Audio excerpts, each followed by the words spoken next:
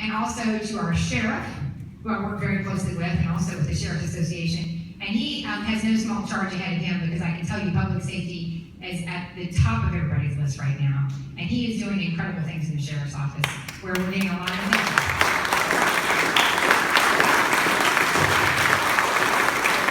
Not the least of which is everybody's highest priority, everywhere I go, which is, you can guess, school safety.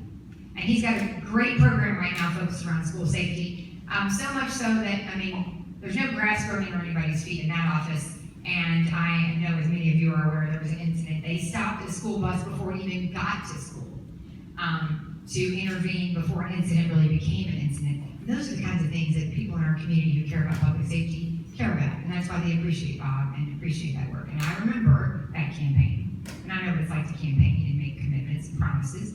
And he said, these are things I'm going to do. We're working on accreditation, and I know he's doing all that. So I just want to, again, say a special thank you to the local folks that I work with who help me enormously, like Jim and like Bob.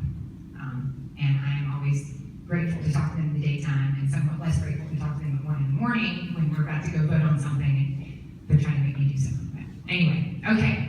Any questions? I know you guys just want to leave. I feel bad because I can't believe some of you stuck around till the very, very end. I saw some people leave.